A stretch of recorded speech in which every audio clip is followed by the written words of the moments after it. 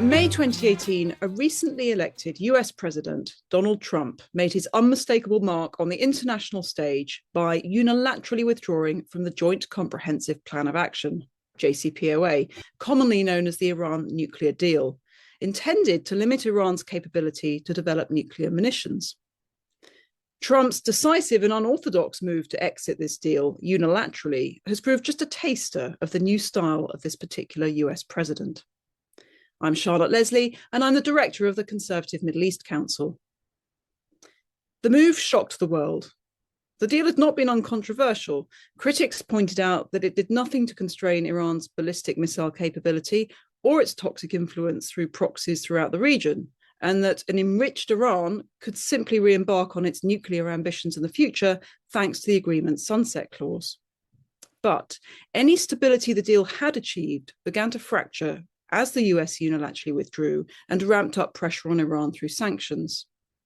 Then on the 22nd of June 2025, under Trump's second presidency, the US launched Operation Midnight Hammer, strikes on key Iranian nuclear facilities in the first US bombardment of Iranian territory since 1988. Today, as we record, many say that the future of the Iranian regime hangs in the balance. The regime has imposed an internet blackout on Iran, so we cannot easily tell how many thousands or tens of thousands of people have been killed as they protest their leadership and fight for freedom. And the world waits to see whether Trump's tough talk does indeed translate into further military action. Here to discuss events in Iran and how we got here, I am joined by two former UK ambassadors whose experience speaks for itself. Nicholas Hopton is a distinguished British diplomat of more than 35 years' experience, and he served as Her Majesty's ambassador to Iran from 2015 to 2018, the first UK ambassador to Tehran since 2011, as well as ambassador to Yemen, Qatar and Libya, and in senior roles across the Foreign Office and Cabinet Office. He's currently director of the Middle East Association. Sir John Jenkins is a retired senior British diplomat, also of a 35-year-long career, including Middle East postings as ambassador to Syria, Iraq, Libya, and Saudi Arabia, as well as consul general in Jerusalem and director for the Middle East and North Africa at the Foreign Office. He is a leading analyst on regional geopolitics and policy. He's taken senior roles in major think tanks and academic institutions such as the International Institute for Strategic Studies, Yale University, Policy Exchange, and Cambridge's Centre for Geopolitics, where his work has addressed strategic challenges from Iran's regional influence. Sir John, Nicholas Hopton, thank you very much for joining us. Welcome. Nicholas, if I could start with you, you were ambassador in Iran, first ambassador since 2011. What did you see in that time, and how has that led us here? Thank you, Charlotte. The period when I went to Tehran followed immediately on the agreement of the JCPOA and the relaunch of diplomatic relations at ambassadorial level between the UK and Iran after that gap of 4 years following the trashing of the British embassy in Tehran. Now, because of what was happening on the geopolitical stage and the JCPOA, it was a moment of opportunity and, one sense, the possibilities to try and move the relationship, the bilateral relationship between the UK and Iran into a new phase, but also to try and make the JCPOA work by not only constraining Iran's nuclear ambitions, which was the Western purpose of the agreement, but also to help integrate and stabilize Iran within the region and make it a more normal member of the international community. Now, you've described how that unraveled in subsequent years, but in the initial period, at least when I was in Tehran, there was an increase in bilateral and wider engagement with Iran. The Iranian regime clearly behave in a particular way, and I wouldn't want to suggest that they actually changed that behavior fundamentally during the time I'm talking about, but they engaged in a more positive fashion perhaps than had been previously the case, and certainly more positively than has been the case in recent years since the JCPOA unraveled. At the moment, we're back in a phase of high tension and I think high stakes. You describe accurately that we are, since the 28th of December, seeing unprecedented protests in terms of the impact across Iran, also in the numbers of protesters who have been killed during the crackdown by the regime. We don't know the figures, but it seems to be an extraordinary number of people, many of them very young people, who have been killed in these protests. So as the US carrier group, Abraham Lincoln, arrives in the area in these days, tensions rise. We're waiting to see what the White House will do. Will it constrain itself to rhetoric, or will it move to more kinetic pressure on Iran again? And how the regime in Tehran will respond. This is a crucial moment and is likely to affect fundamentally how Iran looks in a few months' time, and certainly in years to come. Thanks, Nicholas. I'm going to go back to the JCPOA and the merits of it, because to some extent it might have some bearing on what's going to happen next. So, John, can I ask you, can you negotiate with the IRGC? Or is it, as the saying goes, trying to negotiate with a tiger when your head's in its mouth? I think when you ask about the IRGC, you're fundamentally asking about the nature of the regime in Iraq. And this goes back to the issue of the JCPOA. I think I was a skeptic about the JCPOA from the beginning. I mean, there are this went, and there was a popular argument you could have about the comparative advantages and disadvantages of it. But fundamentally, I think it flowed from a belief that Iran could be made a more normal country within a concert of nations in the Middle East, particularly the Gulf, but not just the Gulf, and form a new security order. And you saw this with Obama's famous appeal to when he said that Saudi Arabia and Iran needed to learn to share the region peacefully. I was in Riyadh at the time when he made it. I can tell you that the Saudis reacted pretty sharply to that.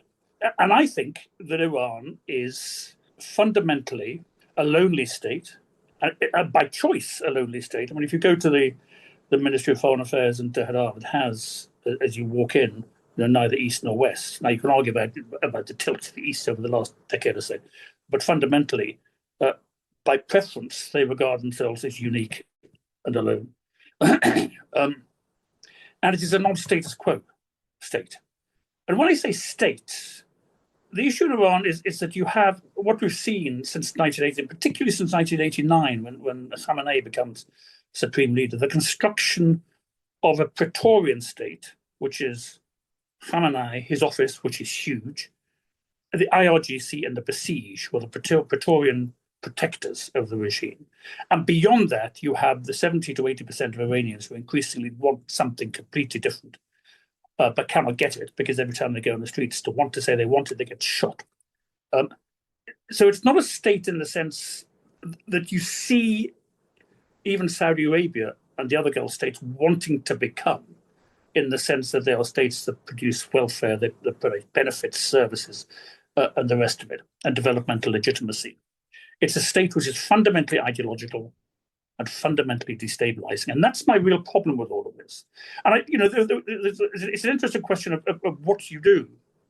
I'm just writing a piece for Engelsberg people about a new security order in the Middle East, ? I think in the end, the Middle East historically has been a region of disorder, not order.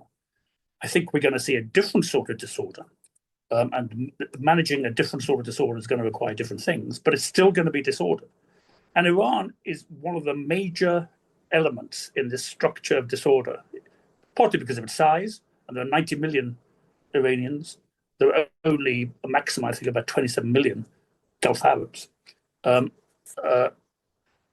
Its massive natural resources, its geostrategic position, all those sort of things do give Iran massive advantages, which this regime has not been able to mobilize because it's been under such economic pressure. But I don't see any, maybe I'm just being pessimistic. I don't see any way in which you integrate Iran under the Islamic Republic into a security order in the Middle East. And that's my basic problem with this.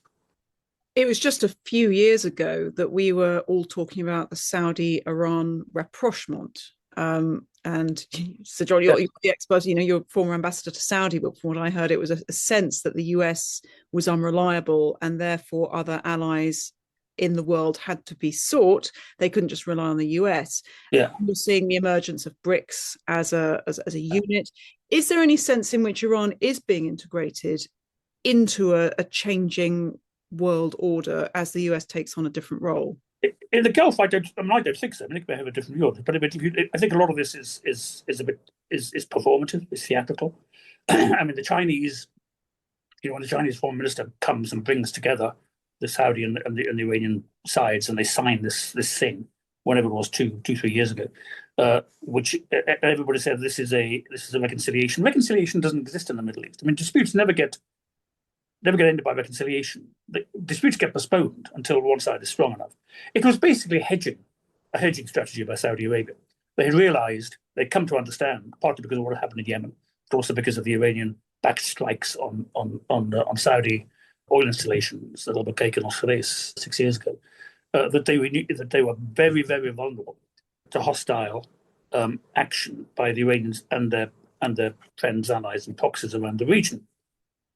So they decided to dial down the enmity, which until then had been quite public, because they wanted to get Vision 2030 done. That's the biggest objective for the Saudis. It's economic and social reform within the kingdom. And getting into some sort of fight with the Iranians was always going to be a problem for Vision 2030. So it's hedging. And you've seen it with the Emirates, you've seen it with Qatar, you've seen it with Oman, less so with Bahrain and Kuwait for historical reasons. What you have seen with Iran, and I'd be interested in Nick's views on this, is this turn to Russia and China. And that does seem to me to be interesting and more strategic than anything that happens in the Gulf.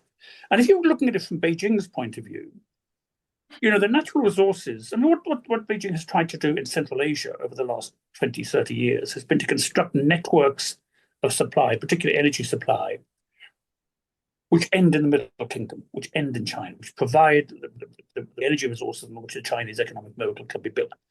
And Iran has fantastically extensive reserves of both oil and gas, which they've not been able to exploit properly because they've been under sanctions for so long. But if you want to tie Iran into that system, you are tying a massive resource for the Chinese economy into that system. And that, it seems to me, is probably what Beijing is trying to do.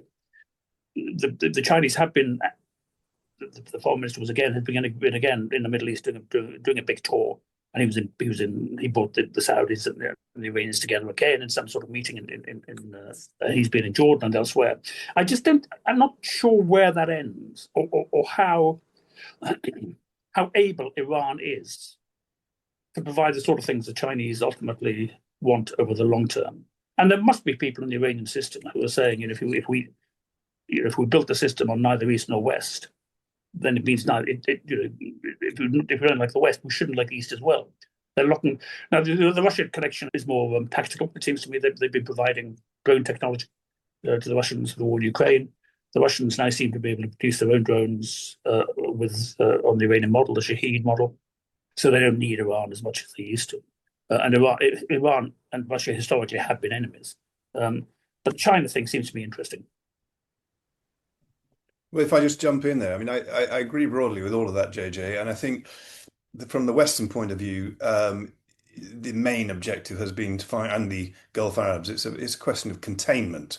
How do you contain Iran rather than how do you actually integrate it? I think, although there was some optimism that Iran could be brought into a more normal trading relationship, at least with the international community after the JCPOA, that optimism was quickly dispelled, and it didn't take Donald Trump's maximum pressure to show how difficult that was going to be, although ultimately that, of course, killed off that dream for anyone who was still hanging on to it.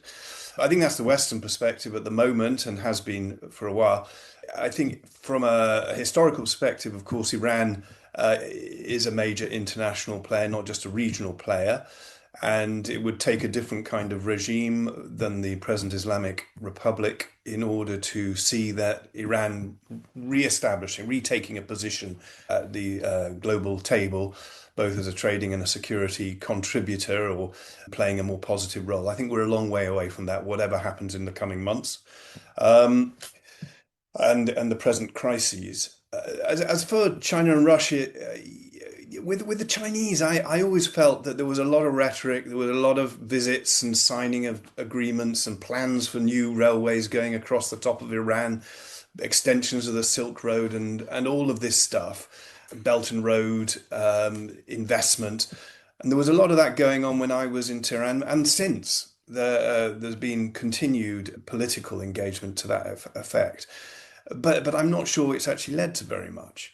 And I think, yes, obviously the exports of Iran's energy reserves to oil and gas and so forth to China has been valuable for the Chinese. But with the shadow fleet being cracked down on, and with the routes out of Iran for export being brought more under control in this second term of Donald Trump's presidency than was the case under Joe Biden, who effectively tolerated those exports for various reasons, and allowed US sanctions to be ignored to a large extent during the Biden years. But anyway, that's not the case now under Trump, and I think China will be wondering what it gets out of this relationship long term, while carrying a lot of risk by being associated with a country like Iran, which is not only isolated, but in many ways a rogue nation in its security actions across the region, and certainly a disruptor.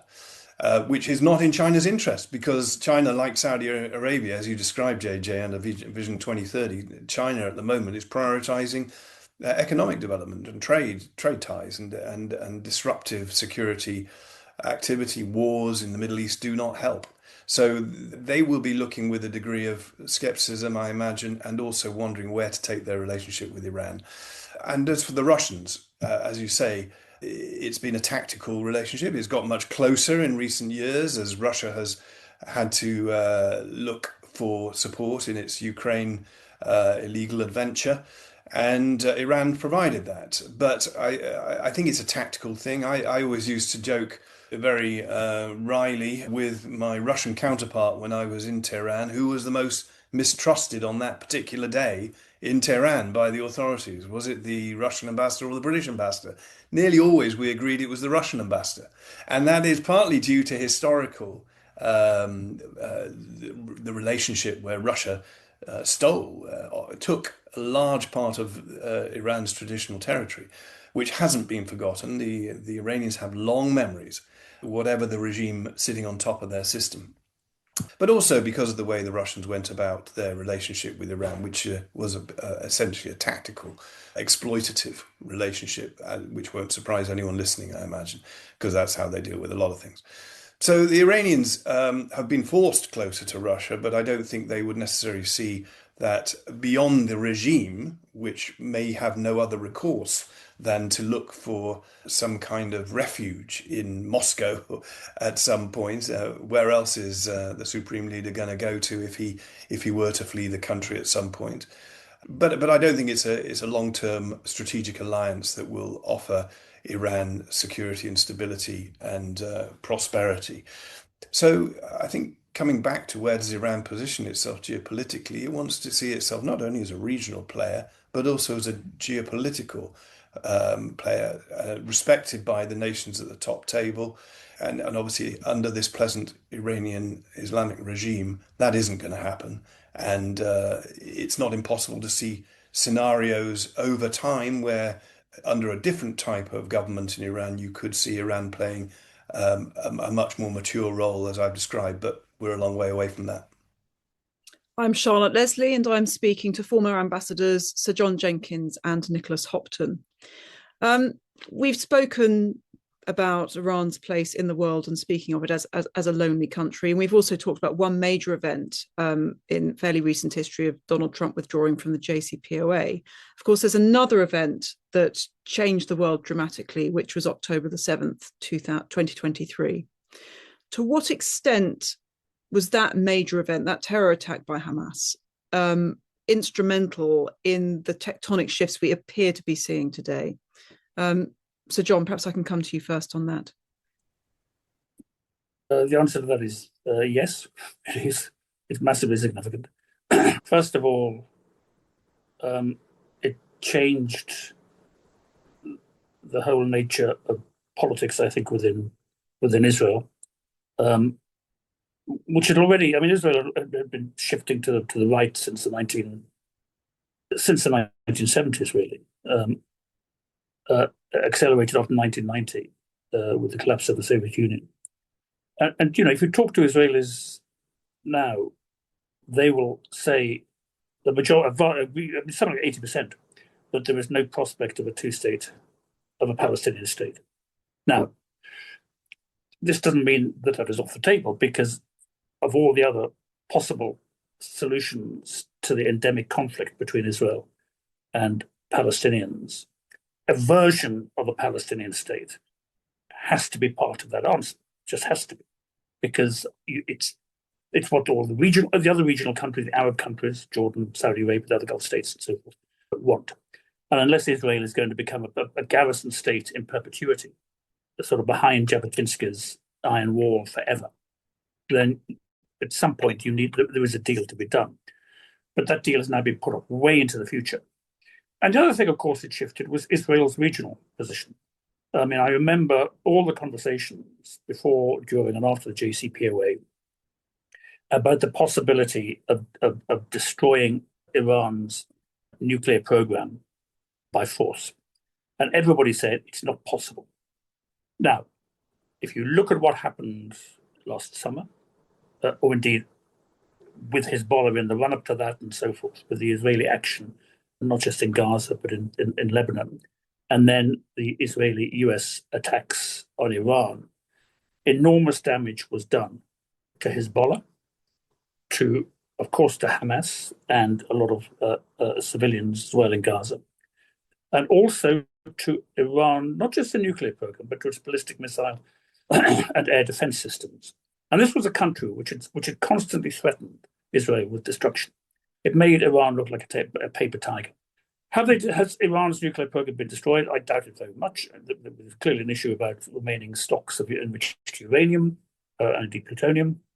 There are issues now about the reconstruction of facilities, which the Iranians seem to be going ahead with. But it has certainly set back the nuclear program.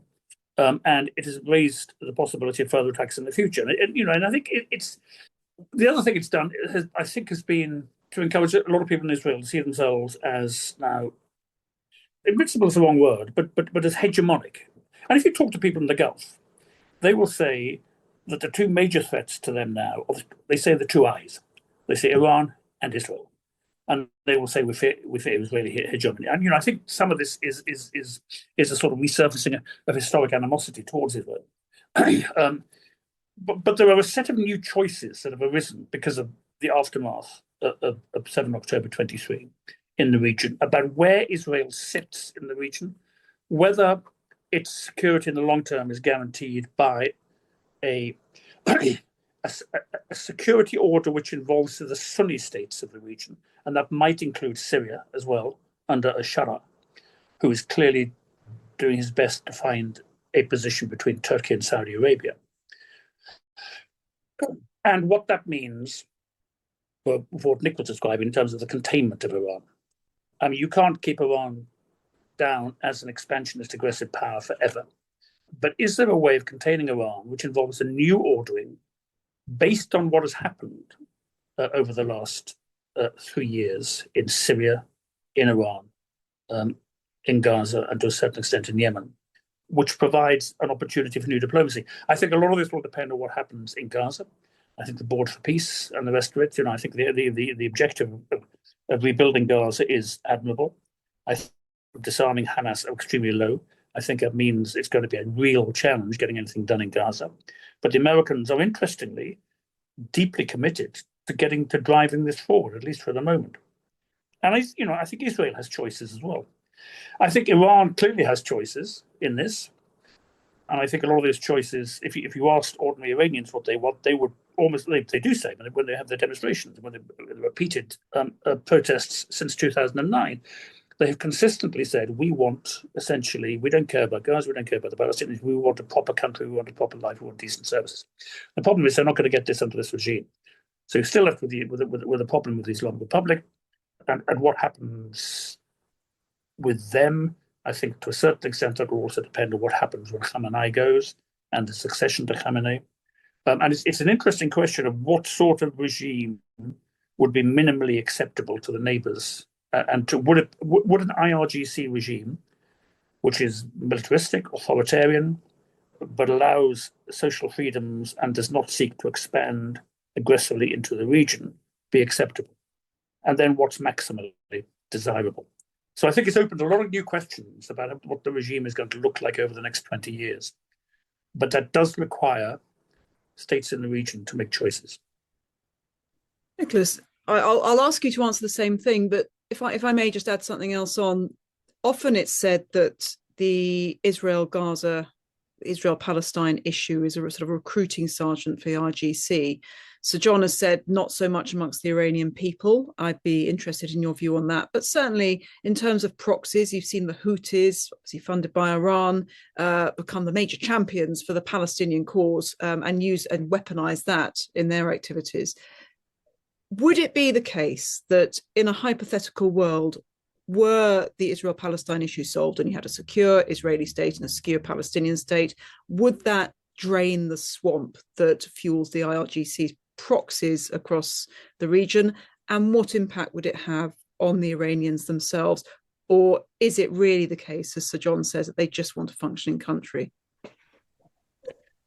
I think it's incredibly complex. When I was living in Tehran, I was struck by a number of things. Iran is an incredibly surprising country to live in. Every day there's something that takes you by surprise. One of them was how secular the country was. I've been diplomat in Paris as well. My daily encounters in Iran suggested a much more secular country and population than the French, who of course pride themselves on their laïcité. That was one regular surprise, and related to this question, how do they view the Palestinian cause and the expansion of the exportation of the Islamic Revolution? I think I was always surprised by how little most Iranians cared about the Palestinians. And it was it was very distant. Two, it was expensive, these foreign adventures in the name of exporting the Islamic Revolution. And the people were much more focused on their daily living standards and the ability to educate and look after their families. So, but it is a very complex country. And as JJ has mentioned, there are around 90 million Iranians in the country itself and many more in the diaspora. So what they all want is far from unified. And I think since the 7th of October, what you've found is that has been a useful tool for the IRGC. They've been able to manipulate that, and they've used their proxies to bring pressure to bear on Israel because of that conflict. And now that they are in a much weaker position and their proxies have been pushed back to a large extent, whether Hezbollah or Hamas or in Iraq, Syria, and Yemen, there is a moment, I think, where the IRGC, the regime, will have to take a hard look in the mirror. And given that their main objective is their own survival, above all, that's the Islamic Republic's main objective, survival, they may have to take some hard choices. And what that will lead to, I don't know. I think the West needs to maintain pressure, not only to rebuild Gaza, which prevents a void opening up again, a vacuum which can be filled by disruptive activity, some of it funded by Iran. They need to keep pressure on ensuring that weapons exports to Hezbollah, to Hamas, don't start again, because there are reports that some of that is already happening again, despite what happened last year in the Israeli 12-day war with Iran. I think the West needs to maintain attention and pressure, particularly the United States. So I, like JJ, I mean, although one will have views on whether the border peace is an appropriate body or put together in the right way, but rebuilding Gaza, and if that contributes to it, then that's a positive thing overall. That must be right. But I think we must use this opportunity to also push back on Iran and the IRGC in particular, use of the Al-Quds Force to export disruption in the region. And in particular, I think we need to keep a very weather eye on what is happening in the IRGC itself. So one of the scenarios, perhaps a more likely scenario than the spontaneous breaking out of democracy in Iran, a much more likely scenario is some kind of descent into chaos. We've seen a series of steps over recent years, the 2022 protests following the death of Mahsa Amini, which were crushed. But you can go back in history, there have been protests for a long time against the Islamic Republic. I think the present protests have taken us down to a new level in the death by 1,000 cuts, as JJ and my distinguished colleague Ali Ansari put it. The regime is dying. It's dying by 1,000 cuts. We just don't know whether this is the final cut or not. And I think that's an accurate description of what's happening.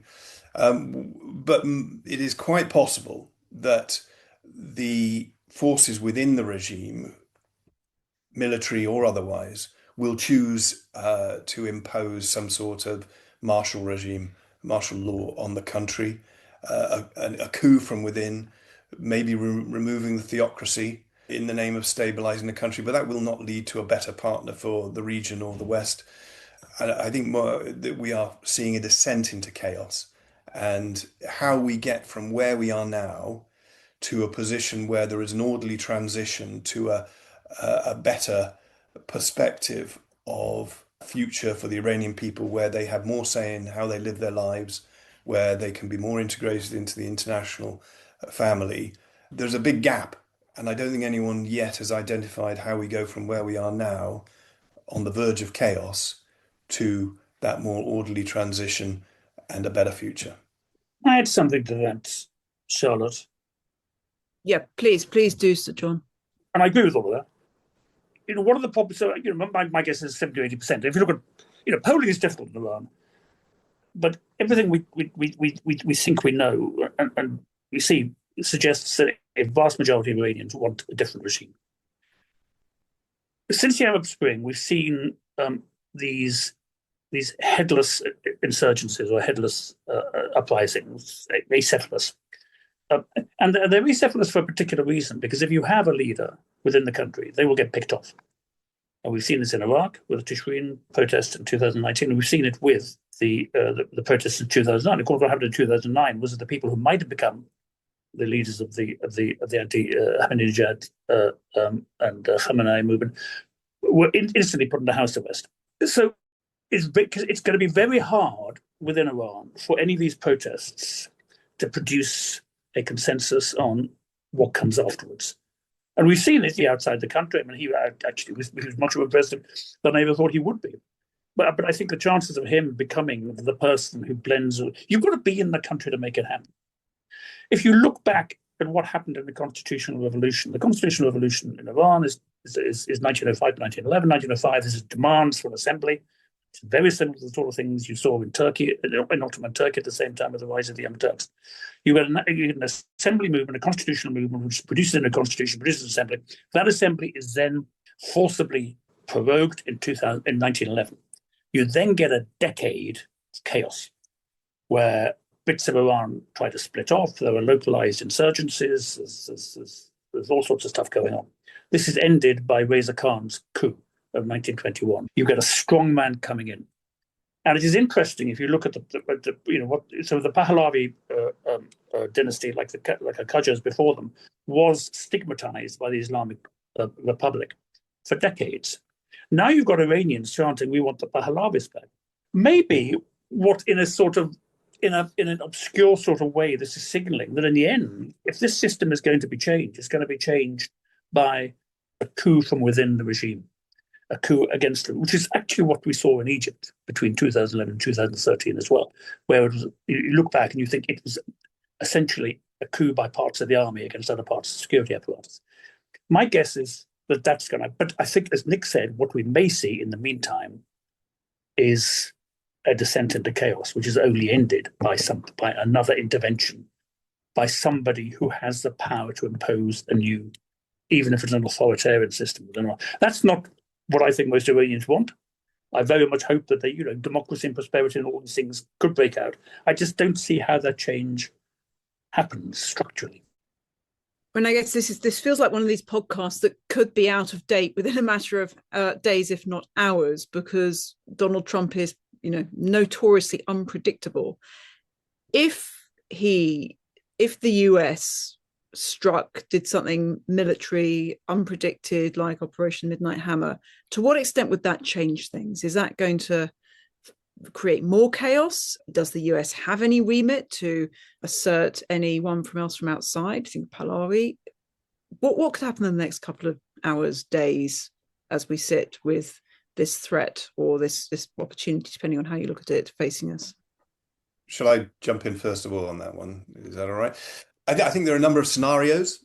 It's a bit unprecedented, this moment, certainly in terms of US-Iran. People have drawn parallels to what happened in Iraq following 9/11. Some of those parallels, particularly worst-case scenarios, are worth exploring.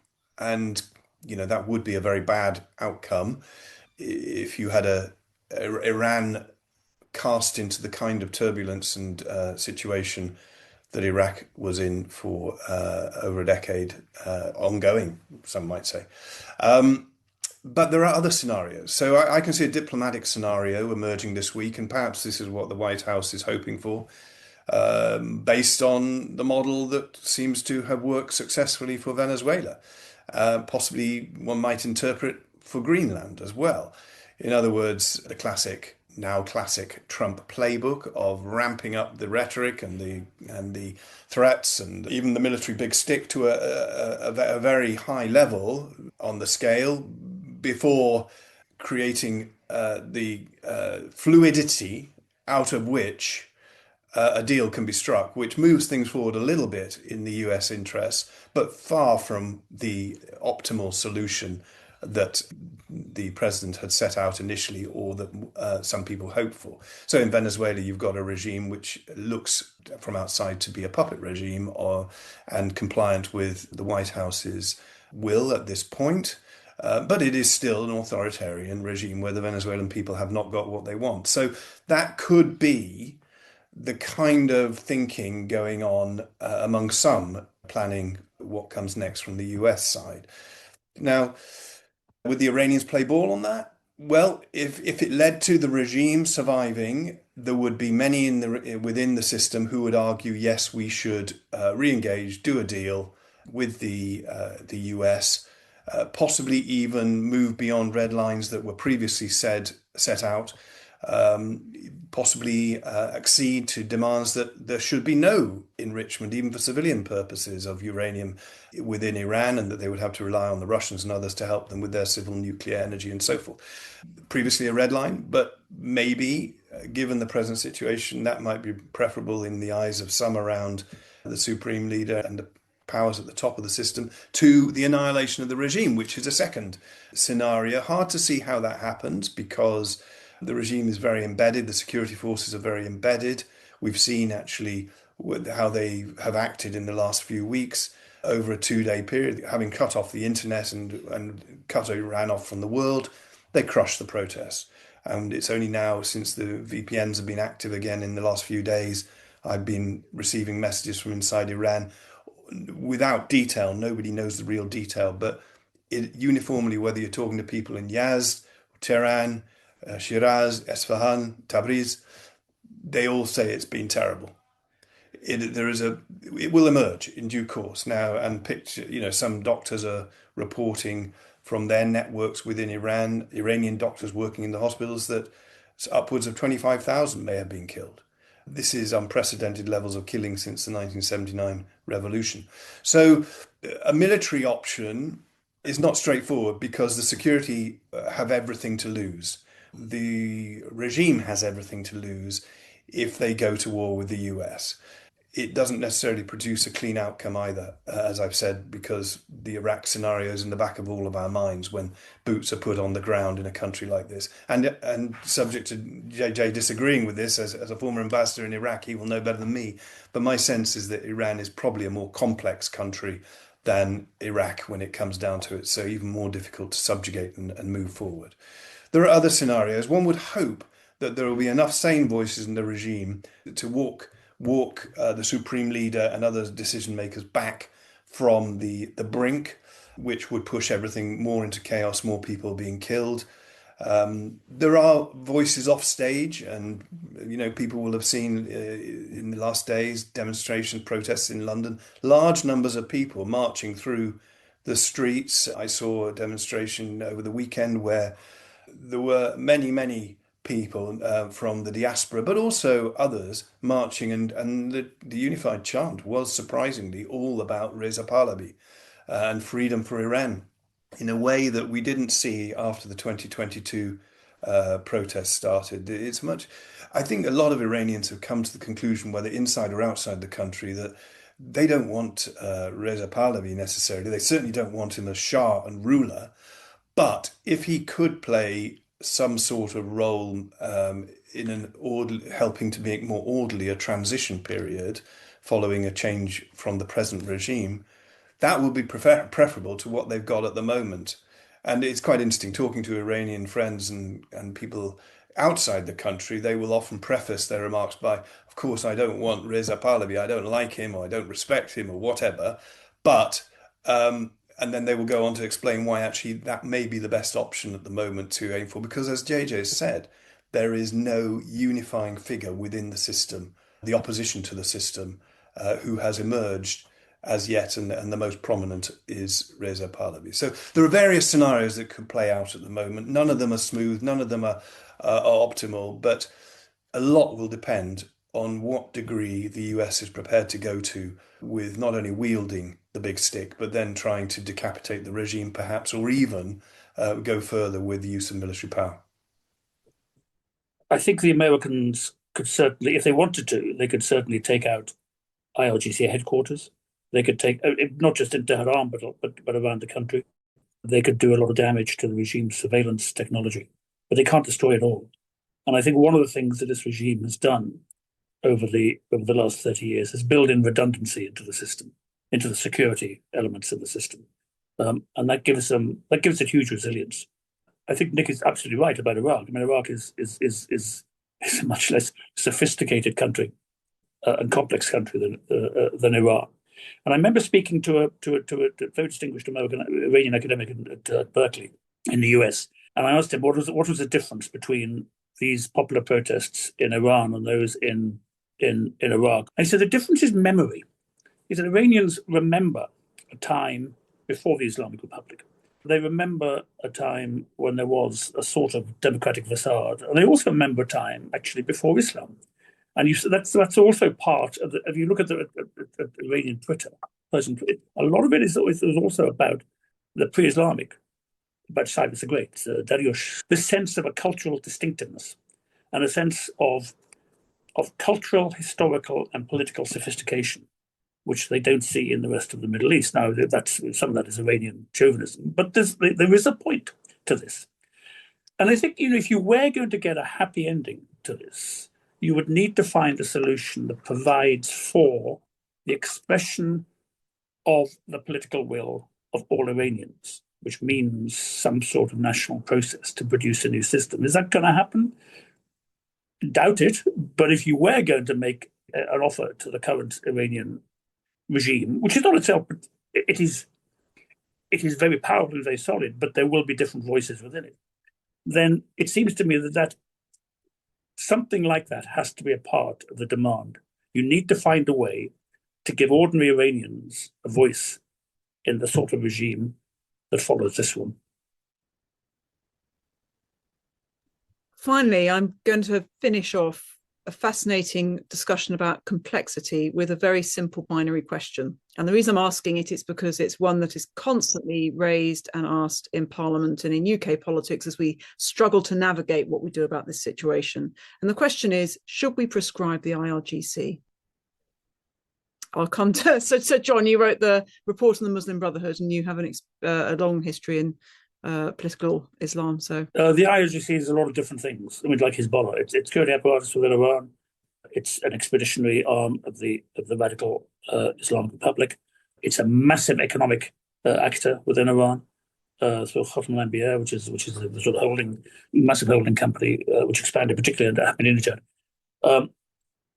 So when people say, you're prescribing the armed forces, well, you're not actually. I mean, personally, I don't see any downside. A lot of people do. I think the minimum we should do is look very closely. As Jonathan Hall, who is the very distinguished KC, who is the independent advisor on terrorism legislation in this country, has suggested we should look very hard at what the IRGC are doing here through various agencies, the Islamic Human Rights Council, the Islamic Centre of England, Maid of Vale, and so forth, which is actually seeking to undermine or to influence British politics. And start with that. And you can do that through an inventive use of existing terror legislation if you didn't want to prescribe the IRGC as a whole. I think you also need to look at the money. I think if you look at a lot of what the networks that the IRGC has constructed in the region, in Yemen, in Lebanon, in Iraq, and so forth, are doing is illicit use of money. And I think in general, when we're looking at Islamists, to follow the money. I think incidentally, Nick mentioned Venezuela. I think the Venezuela thing is very, very significant for Iran because the connection between Iran and Venezuela, and indeed further down into South America, into the Clyde border area, has been very, very significant as an external lung for the Iranian regime and a means to put pressure on the United States. And that actually is a step you can take which actually weakens the IGC. So we should certainly be looking at weakening it. Nicholas Hopton. Well, I agree with JJ that the objective should be to weaken the IRGC and ideally to do that without weakening the United Kingdom at the same time. And the argument that has often been put forward in the past against prescribing the IRGC has been that by doing that, it would be a very blunt instrument, not smart in the way that a lot of sanctions these days try to be.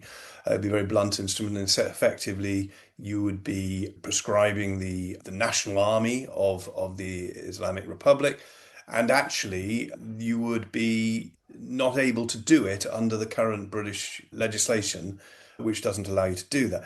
Now, that all feels a little bit passé, and almost as if we are in a new situation at the moment where we've got to look with fresh eyes and more creativity at what is required to achieve UK national interests, and part of that being, of course, supporting the upholding of human rights and the ability of people inside Iran to express their opinions and move for a better future. We seem between a rock and a hard place. So the government seems to be falling back on the line at the moment that the legislation wouldn't allow it to happen. But I agree with John Hall, JJ's point that we should be focusing particularly on what the IRGC does through its own people and others in the UK and in other countries which are of great interest to UK interests. That should be our primary purpose. But we may have to conclude that actually we're in a new situation now as regards the Islamic Republic, and it is irrelevant whether the result of changing our legislation, perhaps if necessary, and then prescribing the IRGC would then lead to the breakdown in diplomatic relations between Iran and the UK. Is how valuable are those relations nowadays, as opposed to a time, say, when we were trying to build something different after the JCPOA. This is a new time. This is a new phase, and will history judge us and our partners badly in the future if people will look back in 10 years' time and say you didn't do enough and you should have prescribed? So I don't have the simple answer, I'm afraid, Charlotte, but I do think that we need to be prepared to look with fresh eyes at this question, and that includes the institutions within the British government. And that's going to be a challenge because we all get used to seeing questions such as how do we engage with Iran in a certain way. We're in a new phase. I think we need to understand that, and we need to be prepared to look clear-eyed and with a fresh approach if necessary. You've been listening to CMEC's podcast. I'm Charlotte Leslie, and we've had the privilege of speaking to Nicholas Hopton and Sir John Jenkins.